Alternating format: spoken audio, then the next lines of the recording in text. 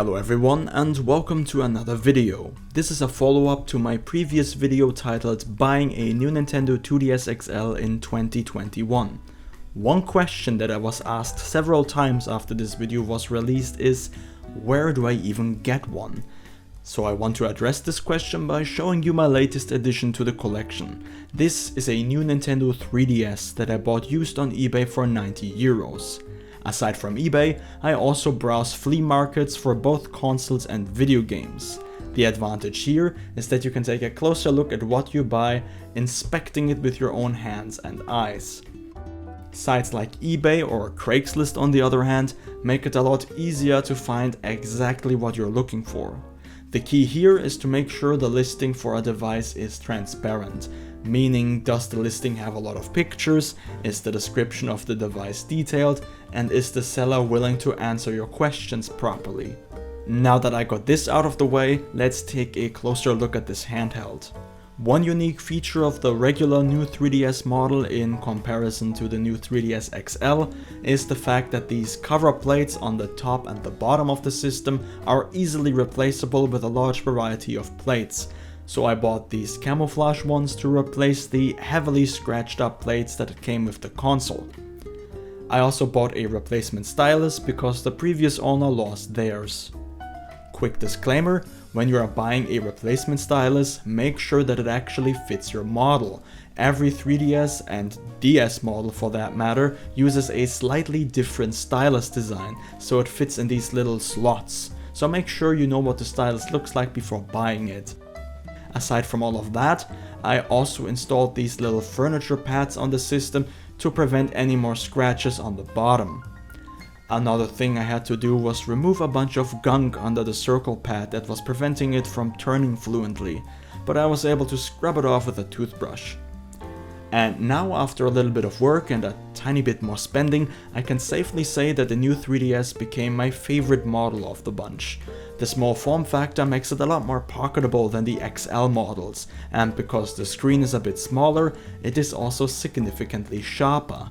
This is because the total amount of pixels does not vary between the different 3DS models, just the pixel density, meaning the XL models appear to be a bit blurrier because the pixel density has been decreased as a result of a larger screen.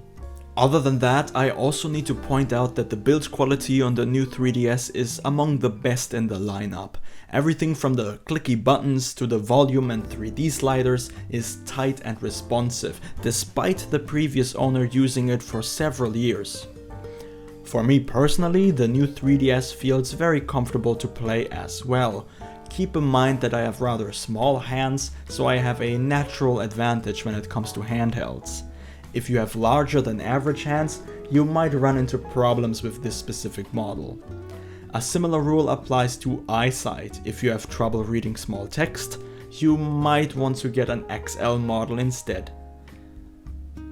The new 3DS, just like the new 3DS XL, uses face tracking technology to improve on the 3D effect, and the difference is night and day.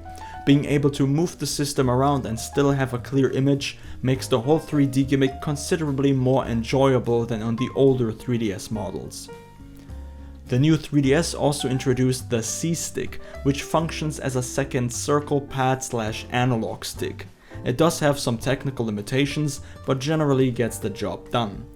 The placement of the additional shoulder buttons ZR and ZL are not ideal and kind of uncomfortable, but due to the size constraints of the system, it's understandable.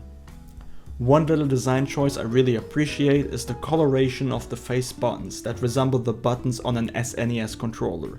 It just gives this model a bit more character. In summary, the new 3DS is among the best models in the 3DS family, and if you can get your hands on one for a decent price, you will not be disappointed. The real struggle right now is finding one. Since the 3DS family is discontinued, they have become a rare sight. Consoles in their original packaging have become expensive collectibles, and the price for used models is a bit inflated. However, it is worth taking a closer look at some good deals, cause the 3DS is a timeless console that I can wholeheartedly recommend to basically everyone. It is unique, accessible, and has arguably among the best game library of any handheld system. Add backwards compatibility with original DS games to the mix and the library just gets bigger and better. But that's it on my part. Why are you still interested in the 3DS nowadays? Leave a comment below. Thank you very much for watching, and of course, have a wonderful day.